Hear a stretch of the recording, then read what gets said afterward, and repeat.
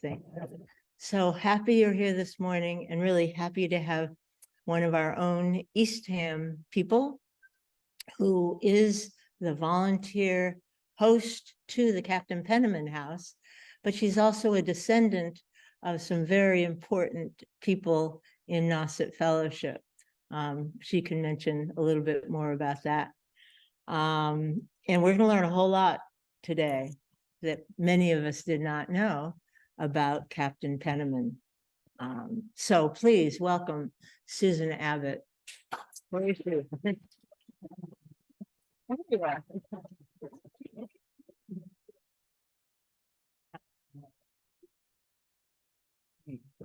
Thank you, Deb.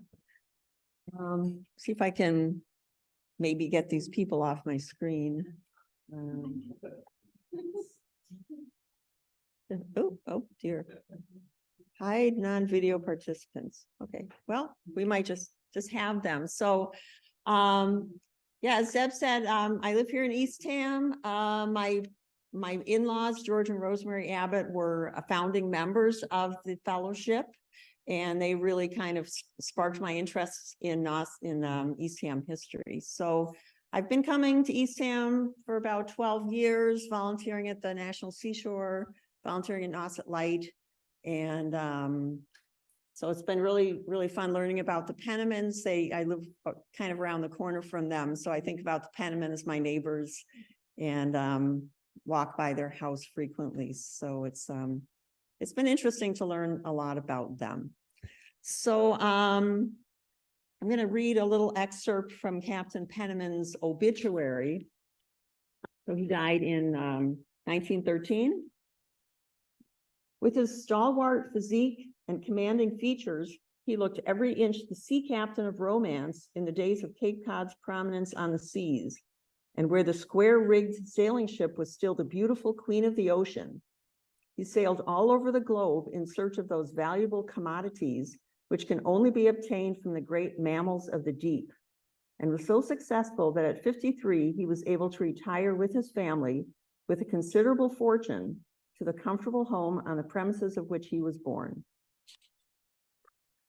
So Captain Penniman was born on Fort Hill, which probably most of you know about Fort Hill, but I just wanted to go a little bit into the history of Fort Hill. So, right.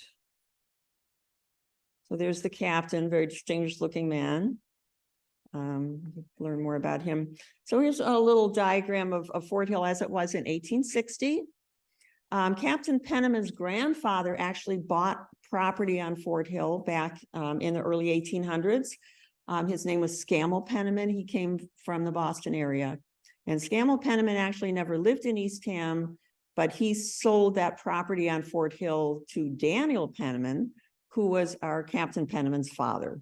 So Daniel Penniman farmed on Fort Hill, and I'm looking at the diagram here of Fort Hill.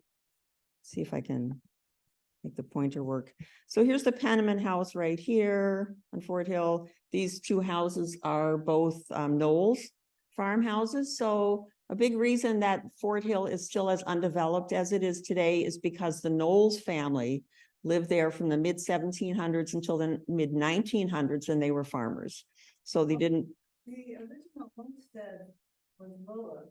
The original homestead? Yeah, this is the current homestead. So this is the 1860 map. Okay, well, this is a map I have from 1860, so may or may not be correct. So you see all the various stone walls, which a lot of them still exist today. And then around the water's edge, you'll see these kind of checkerboard areas, and these were salt works. So in 1800s, lots of salt works kind of dotted around the area where they would pump seawater and then evaporate them in wooden trays to get salt for preserving food. So of course, those no longer exist today, but we can still see the remnants of those stone walls. So, all right. So what's my next thing? So Captain Penniman was born in 1831. He was the second of 9 children of Daniel Penniman. And when he was 11 years old, he went on his first fishing trip. So he went on a fishing trip that was bound for the Grand Banks off of Newfoundland. There's Grand Banks, Cape Cod here. So at 11 years old, I can't imagine, but that's what he did. He was a cook on a fishing vessel. And on the way back, the ship wrecked right off of Nauset Light. This is what Nauset Light looked like back in those days. There were 3 masonry towers. And so the ship wrecked, the cargo was saved. All the people were saved, but young Edward walked home and he said, that's it, I'm done with fishing. So, yeah. So it was only a couple of miles from home, no big deal for him to walk home. So I talked about the Knowles family before. The Knowles family is very important in the story of the Pennimans. So the Knowles lived on Fort Hill. They were the Penniman neighbors. And there was a Knowles cousin named Thomas Knowles. And Thomas Knowles was a whaling agent. He worked in New Bedford. And what that means is he would put together whaling voyages.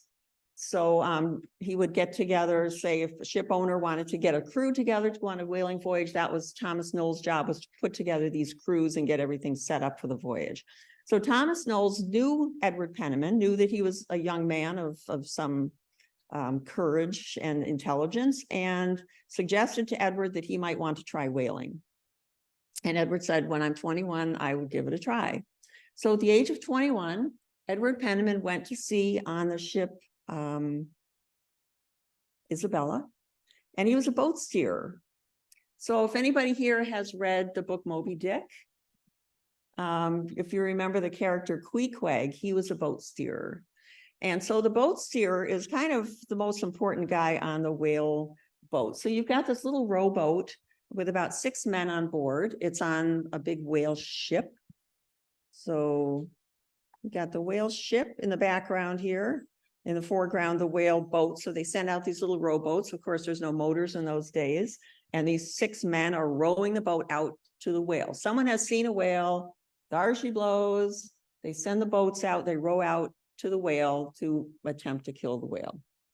So that's the boat steerer's job. He is manning the oars in the front and he is directing the boat to get out to the whale. Now, what's interesting is there's an officer on this little rowboat, but he's not doing the work. He's just kind of there, and the boat steerer is doing all the work. So now the boat steerer gets out, they find the whale, they get up next to the whale, and then he's also the harpooner. So he takes the harpoon and drives the harpoon into the whale. That doesn't kill the whale right away. That just kind of attaches the whale to the boat. So you've got the harpoon with a big rope on it, and one of 3 things is going to happen. So either the whale could get away. Sometimes the whale dives, and it can dive so fast that it just drags the whole rope with it, and hope that no one is holding on to that rope because that's going to drag everybody down. Or sometimes the whale will turn on the boat. Go back to this picture. This is a picture of the whale. I love this. This is a painting that's from the New Bedford Whaling Museum, and it shows that the whale is turned on the boat. This one whaleboat is off flying and the sailors are off into the ocean. And that really was something that happened a lot. It was very dangerous. So, so the other thing that could happen is now that you've got the whale harpoon and he takes off. Okay. Takes off across the ocean. This is what they call the Nantucket sleigh ride. Okay. Here comes this little rowboat that's tailing behind this whale that's going at a pretty good clip. And it could be hours before the whale tires enough that they can get close to it. And here's where the officer comes in with a lance and delivers the killing blow. So this was Edward Penniman's first job in whaling. He was on this little rowboat rowing out and throwing the harpoon into the whale. He was pretty good at it. So now we've got to bring the whale back to the whale ship. If the wind is right, they can sail that whale ship up to where the whale is. But if not, now these guys have to row back to the whaleboat, dragging this big whale behind him. So, all right. Then they get back to the whale ship and they can't bring the whale on board. The whale is too big. So they cut it up. Now they have to work fast because now they've got this dead whale they brought back to the ship. The sharks are circling. There's blood in the water. everybody on board, all hands on deck, everybody's got to get in the act of cutting the blubber off of the whale, cutting it into strips, and putting it into this furnace that's on the ship. Okay, so this isn't a engraving. This isn't a ship on fire. This is them boiling out the whale blubber to get the oil out of the whale's skin. So on board the ship, this is called the Tryworks. This is a brick oven stove thing that's on board the wooden ship. What could go wrong? They're building a big fire, and there's a couple of pots. They're iron or copper pots that are on this Tryworks. And so they're throwing the blubber into the Tryworks and boiling it off to get the oil. This could take a couple of days. It's very smelly, very stinky. They said even when there wasn't a fire burning, you could smell a whale ship coming because there's just all of this burning flesh. It's a terrible thing. So on this boat, you've got the Tryworks on deck. Here's the various little rowboats that are ready to go out. And then on the bottom in the hold, we have barrels, lots of barrels. So these ships had to be out at sea for 3 or 4 years at a time because they couldn't come back until they filled up all the barrels with oil. So it could take, they probably had to kill upwards of 100 whales to get enough oil to fill up all the barrels to come back to New Bedford. So they were out there for a really long time. So here's a map showing Penniman's voyages.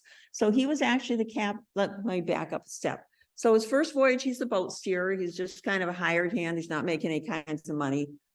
Most young men, after they do their first whaling voyage, they're done. They haven't made any money. It's terrible work. If they survive, it's like, don't need to do that again.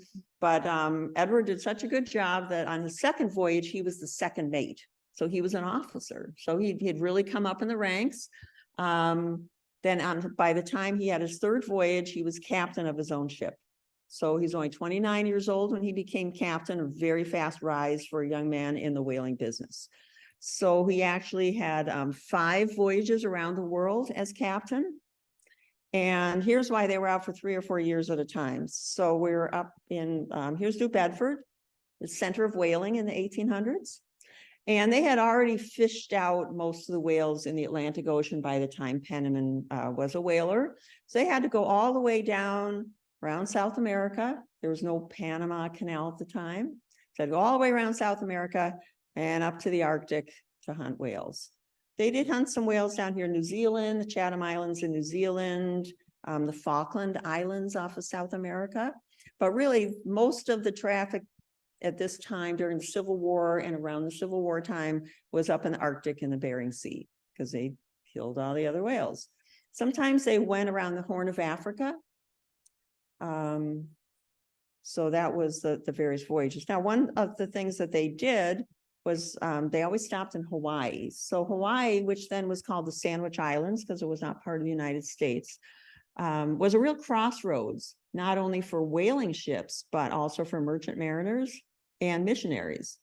So there was quite a diverse community in Hawaii of all these people who were back and forth shipping things in the Pacific.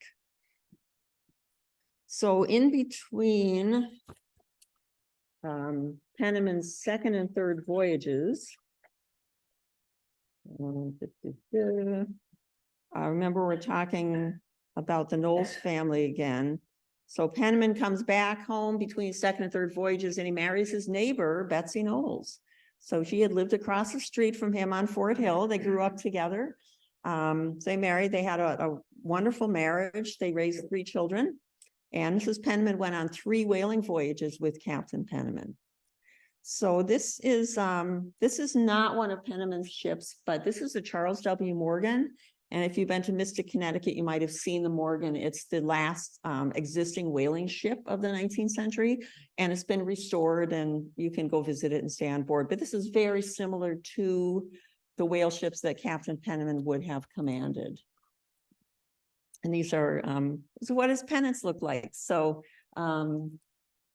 if you were out at sea and you passed another whale ship, you could tell which ship it was by looking at their pennant.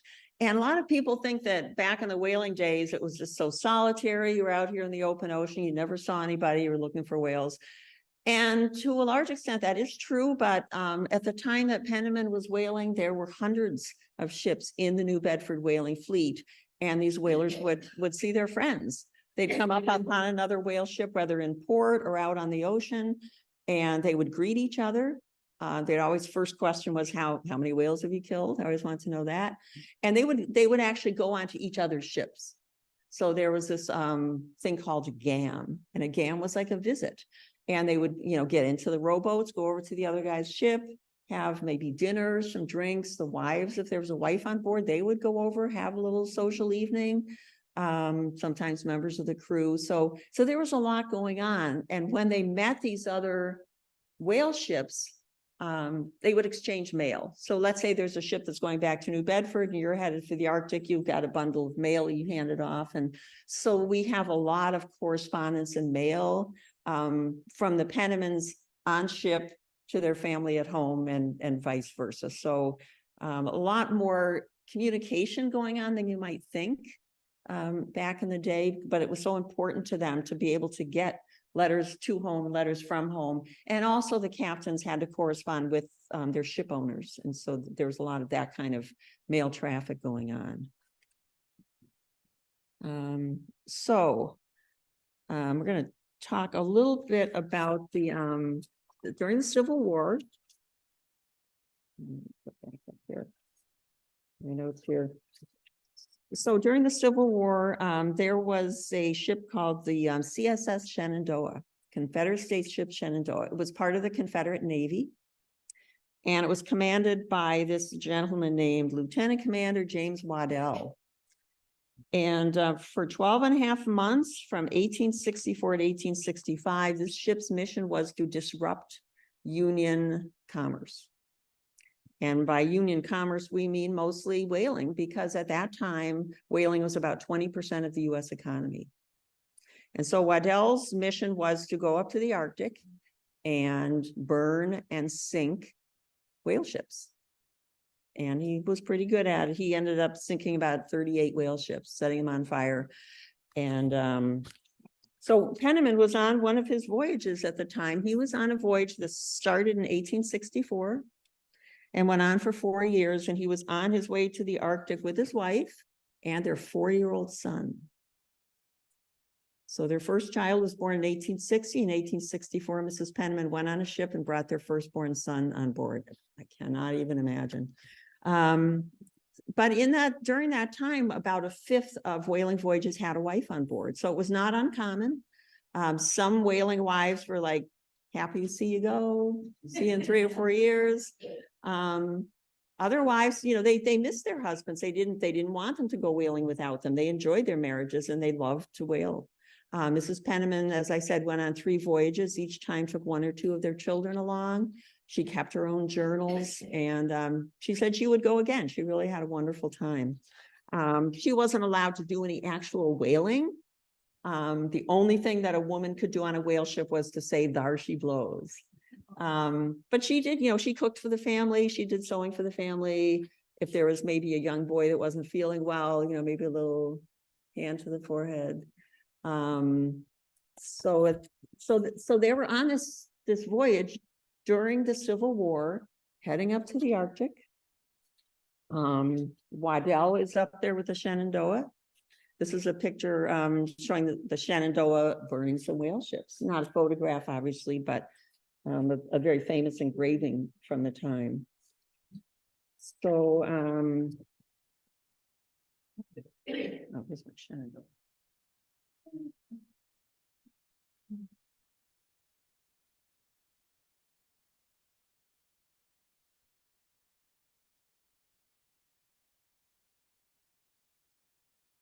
Find it. All right. So anyway, so Penniman is on his way to the Arctic. He gets hailed by a French whaling ship. So this French whaling captain pulls up beside Penniman's ship. They're both on ships in the ocean. Calls him over, says, "Come on over. I have something I need to talk to you about." And Penniman is on board with his wife. And he says, "Well, there's nothing you can tell me that my wife can't hear." So he's, shouting to each other. He said, there's a ship up there, a privateer pirate ship that's burning whale ships. I've seen ships on fire.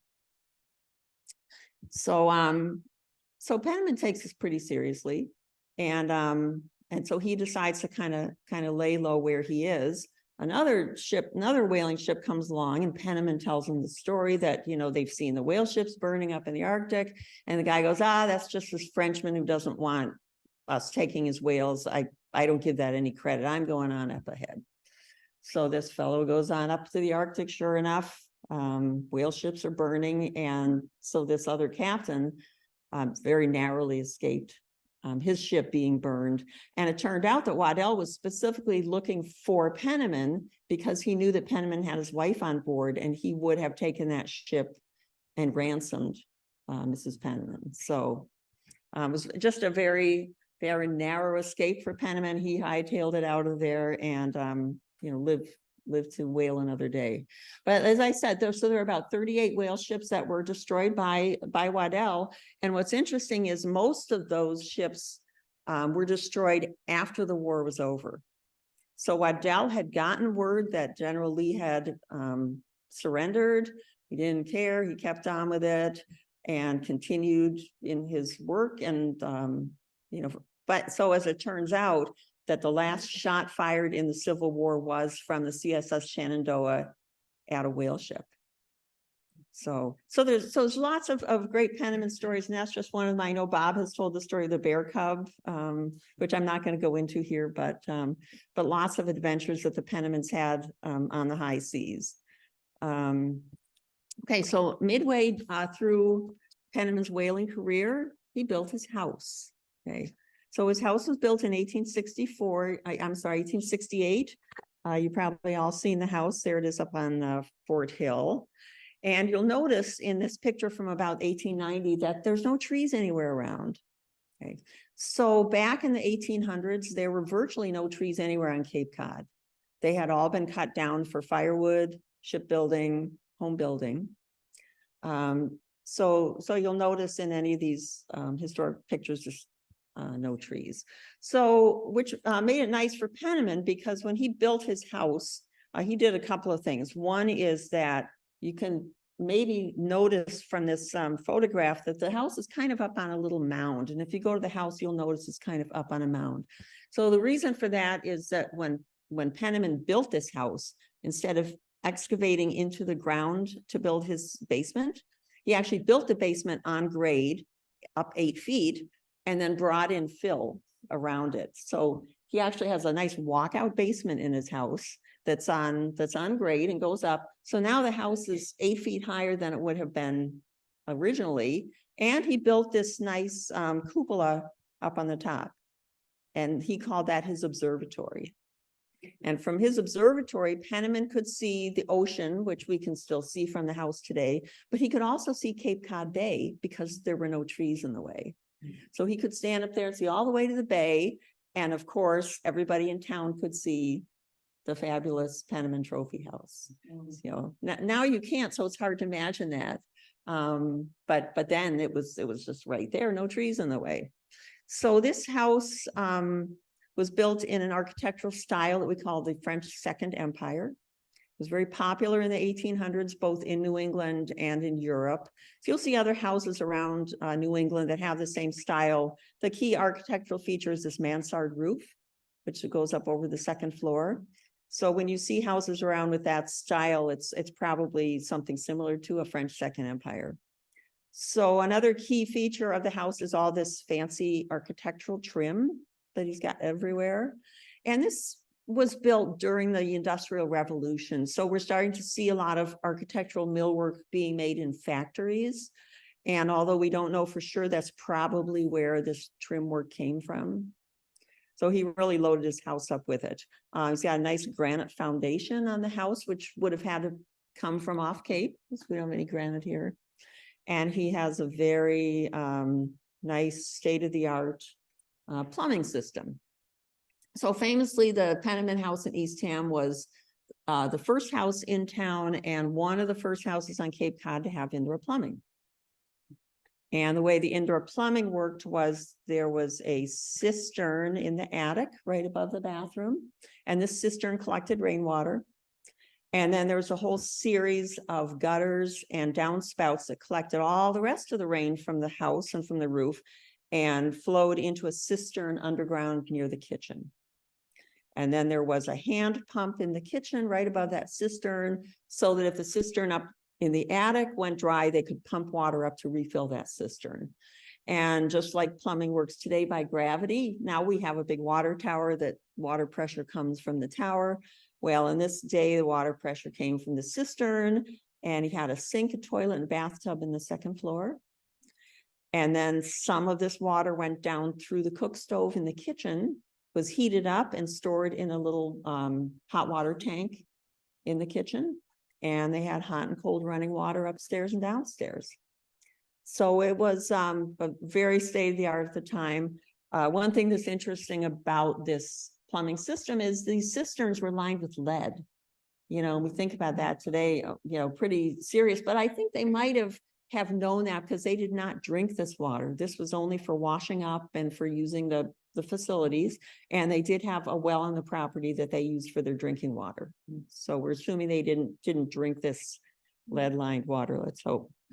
All right, see what's next. So here's a really interesting feature so you've probably seen the fence at the Penniman House.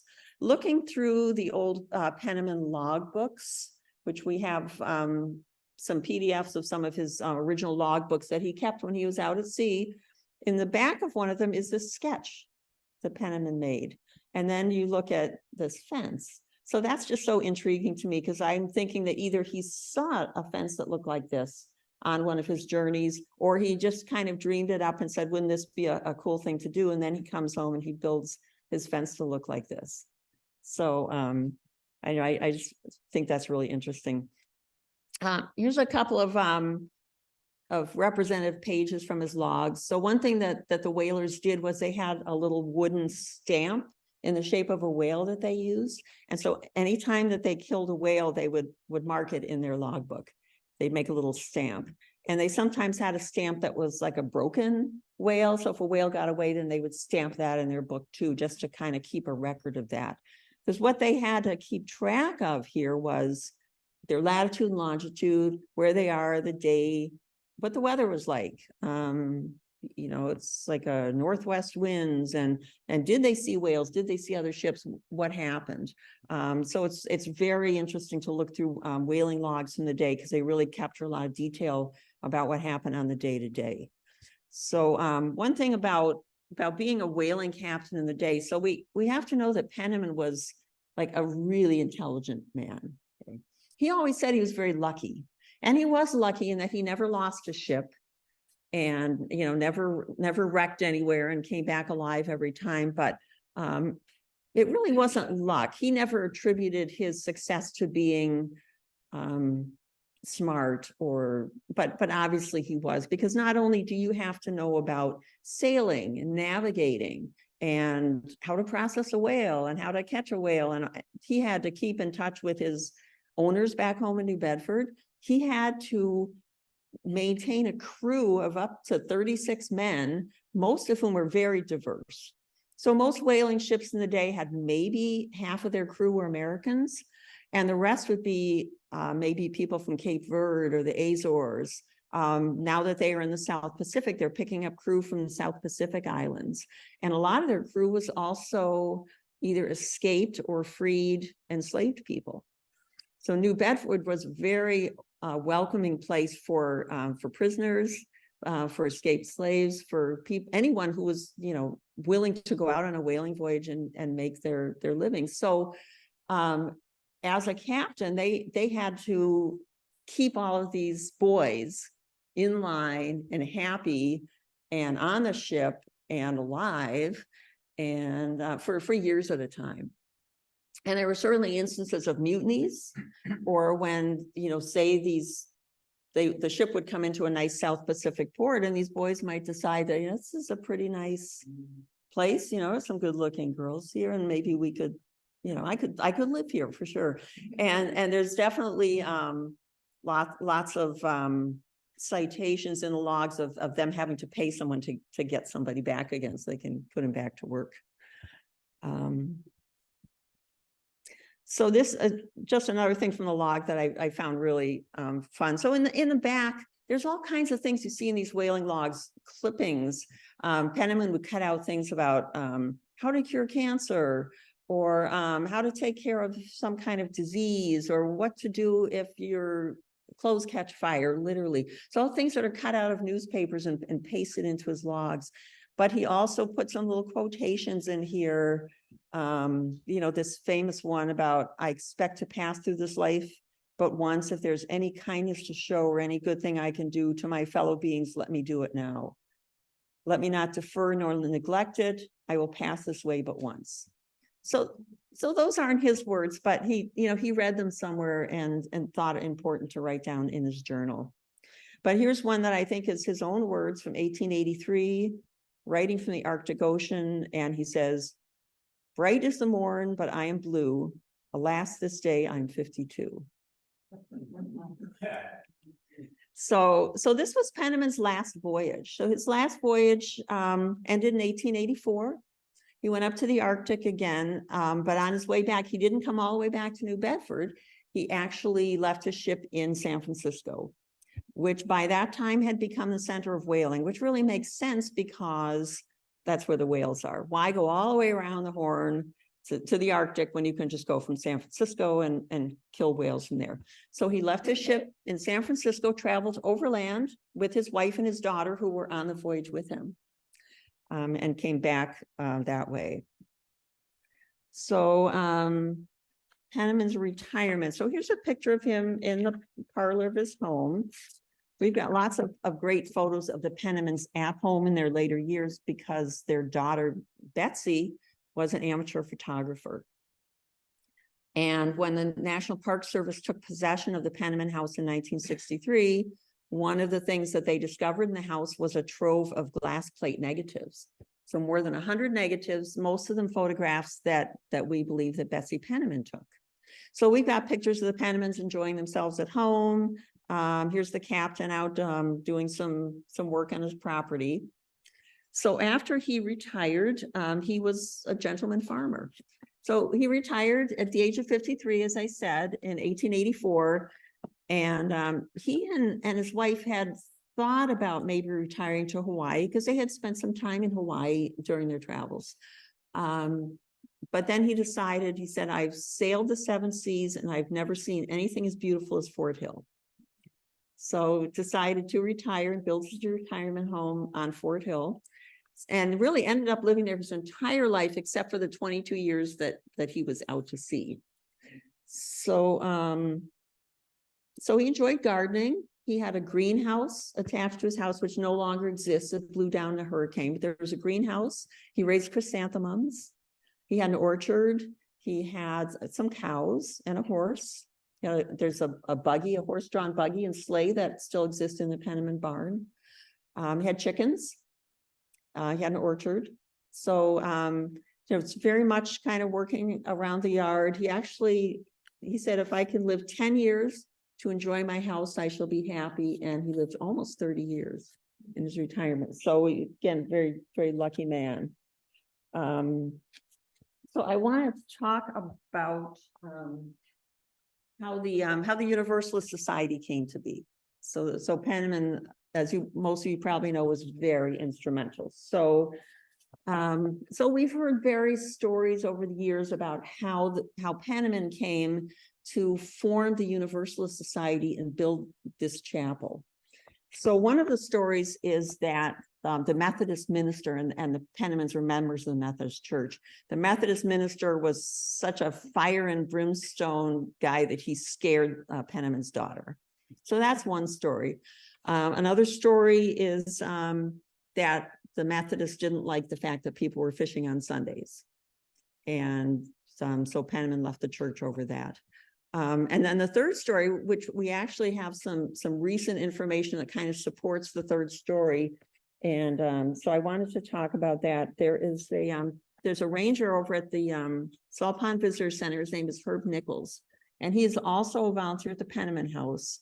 And he's done a lot of research about the Pennimans and about the Penniman descendants. And he has dug into a lot of the original source material that exists inside the National Seashore. And so just recently he shared this with me. And so I wanted to pass this along, and I'm going to read this to you. So Hurd says, I found 2 primary source documents in the summer that dealt with this issue. Number 1, I found a letter from Mrs. Penniman, so this is the wife of Captain Penniman, written at sea to her mother that included a list of questions. The questions were all gossip about friends and relatives. One of the questions was, who is sitting in our pew at the Methodist Church? This was the first document that I've ever seen that indicated an issue over who was sitting in the Penniman's pew. As it turns out, Mrs. Penniman's mother couldn't read or write. Number 2, I found a transcription of a document written by Betsy Penniman, the daughter, in the 1920s. Among these remembrances was a story about the pew. Betsy said that Captain Penniman, knowing the family would be at sea for a long time, so this would have been the 1881 to 1884 voyage when they went up to the Arctic. Knowing they would be at sea for a long time, paid the Methodist minister 3 years' fee for their pew in advance. At that time, members of the congregation had to purchase their pews, or rent them probably. The captain told the minister that the Penniman pew could be used by guests and visitors, or by people who couldn't afford their own pew. Sounds fair. Betsy went on to say that when the family returned from the voyage, the minister had sold the Penniman pew to someone else, collecting twice for the pew. The captain was very angry about this, according to Betsy. The pew incident may have contributed to the captain's efforts to build the chapel in the Pines. Who knows, but we have the question from Mrs. Penniman's concern and the story from Betsy. I feel that her story about the pew is reasonable and reliable. So in 1889, a group of local families got together to start a new church, and Captain Penniman was the chair of the building committee. So, there's a picture, a lot of you have seen this photograph. Here's Penniman right here with the white beard, chairman of the building committee, and also put up more money than anyone else in subscriptions to build the church. So a couple of things that I find interesting about the chapel. One is that it's painted yellow. Was it yellow when it was built, Bob? Do we know? Okay. So Penniman painted his house yellow. And so we think that maybe this is yellow because Penniman had a lot to do with it. But the other thing is the stained glass windows. So there's the stained glass windows here at the chapel. Here's the stained glass windows in the Penniman House that were installed the same year that the chapel was built. So, I find that really pretty cool. So Penniman had a number of investments in his life, and some of them were local characters. So we know that the Penniman was invested in Swift Meat Company. So you think about Swift Premium Meat and Bacon. So that Swift Meat Company was started by Gustavus Swift, who was a butcher in Eastham for part of his career, and then went on to invent the refrigerated rail car. So after he was in Eastham, he moved west to Chicago to build his fortune. And we know that Penniman was an investor in the Swift Meat Company. We also know that Penniman owned a house in Chicago and lived there for several years. I don't know where in Chicago, but he lived there around the time that he was building his house, went back and forth summer and winter between Chicago and Eastham. And we can speculate that maybe he was in Chicago to look after his investment in the Swift Meat Company, but we're really not sure. Another one of his investments was in United Fruit Company. So United Fruit was started by Lorenzo Dow Baker, who came from Wellfleet and actually brought bananas to the United States. So United Fruit Company then became Chiquita Banana.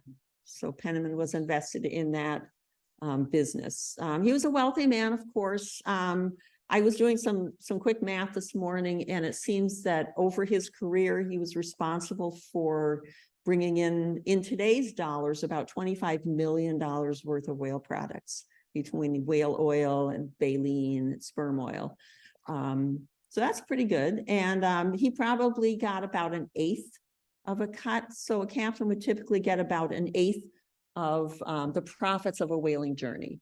The owners, of course, got the most money. They earned from 60 to 70% of the profits, and then would give about an eighth to the captain, and then everybody below that would get a much smaller share of whatever was brought in on the journey. So Penniman died, like I said, in 1913. He was 1913. Left his house to his wife, Betsy, and she died in about 1920, I think, and then they left their house to their daughter, Betsy, who never married and lived in the house for the rest of her life. And then she bequeathed her house to their niece, Irma, who lived in the house for a while, and then to the National Seashore. So I just want to finish this up with a quote from an 1890 history of Barnstable County. And so this was written in the time when Penniman was still alive. He had retired, but was still alive.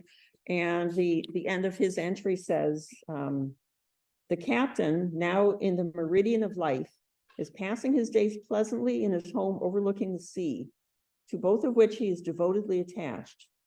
He has never shirked his duty as a citizen, but has preferred to see his neighbors and friends fill the local political offices, himself preferring his retirement amid his pleasant social relations. Of the Universalist Church, he is a strong supporter and an earnest and liberal friend to all good works. In his kindness and firmness, he lives respected by all who know him. Yes. Did you say it was their daughter, Betsy, who bequeathed it to the park? No, she bequeathed to her niece. So she left it to her niece, who actually had grown up in the house because her parents divorced and Irma grew up in the house. So, Well, my family moved to the Fort Hill house at the bottom of the hill there, which was from some historical records, the original site of the Knowles family, the Knowles farm. Anyway, so we met her niece, I don't remember her name, when we first moved in the early 70s. Yeah, and they gave us a lot of things from the Penniman House before they bequeathed it. No kidding. And I think the interesting thing is that we as children back then, we had the whole Fort Hill area to our backyard, including the Penniman House. We had 2 ways in, and we went in and out of it as we wished. We played in there, and we also had a story. We had a story that we passed around the neighborhood, was that Captain Penniman's brother performed George, in the seas. And the stories back then was that if if you got back alive, you got to do whatever you wanted to, whoever performed mutiny on you. And so we got back alive, and obviously, and the punishment was he shut his brother up in the attic till he starved. So we had the story that there was his ghost or something. Okay. So we would go in and try to rouse ghosts. I don't think we were very. Wow, that's a great story. Well, there are a lot of people that believe the Penniman House is haunted, for sure. I think it isn't. We really tried to come into some spooks, but It didn't happen. Wow, that's so interesting. I just love hearing stories like that. And we have people that will come to the house on a tour and they're a Penniman descendant or someone that has some kind of connection to the house. So thank you for that. Wow. Thank Yes. you. It's nice presentation. Thank you. Captain Penniman was so intelligent and such a smart businessman and stuff. What was his education?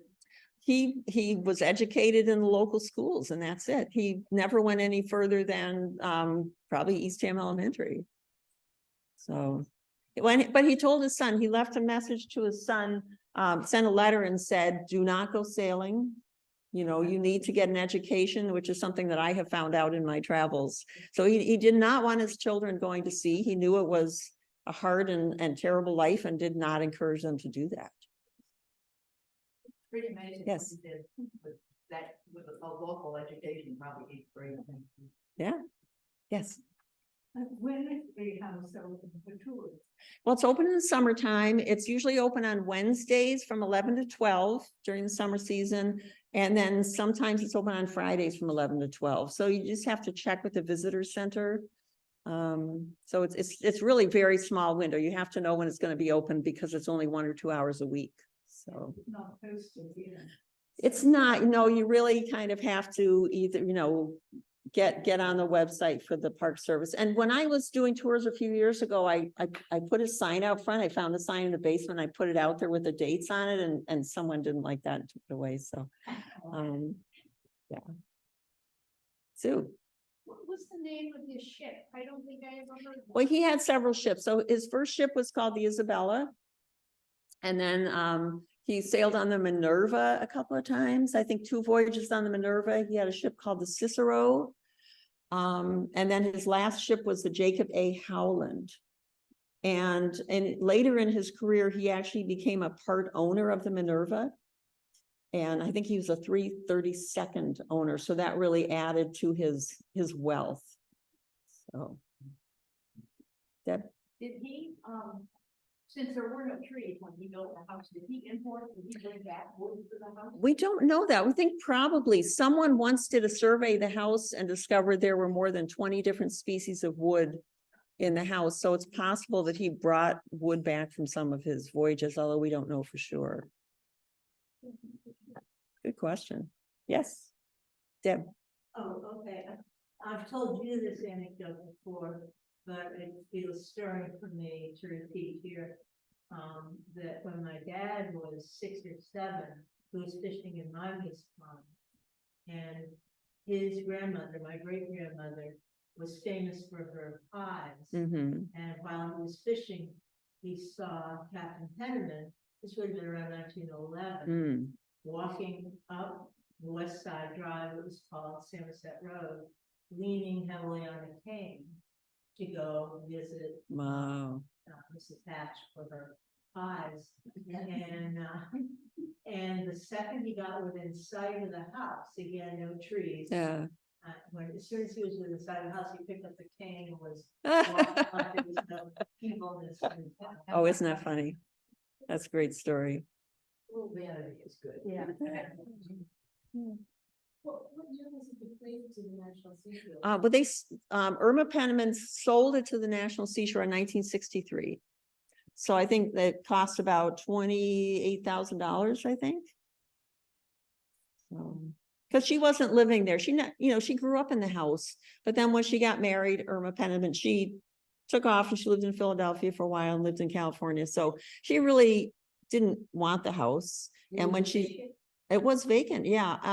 I think they did rent it for a time. I've seen some old notices of them renting it as a summer place. And I think the Pennimans did come back and have some family reunions there, but for the most part, it was vacant up until 63. Yes. Is it true that the National Seashore did not purchase all the? Yes. So yeah. So that things in the house. Yeah. So that was. Yeah, that was very contentious. So when Irma Brown sold the house to the Park Service for $28,000, she said, and for an additional $6,000, I'll throw in all the furnishings, which was not only furniture, but whaling memorabilia, treasures they had collected from their voyages to the Pacific, polar bear rugs, I mean, all kinds of valuable, important things. And, the park was new. In their defense, they didn't really realize what they had. And it basically said the government is not in the antiques business. So Irma Penniman ended up selling it privately. And she said she caught a lot of flack for it in later years. People are always very angry with her that they didn't keep the items with the house, but, she probably needed the money. And they have since gotten some of those items back at various whaling auctions, and some of the people that owned those possessions have donated them back to the Park Service. So we do have a few things that belong to the Pennimans, and there is a little bit of original furniture in the house There are some artifacts that are at the Eastham Historical Society Schoolhouse Museum. And there are some items that are in storage at the Seashore Archives. So. Okay. That's it.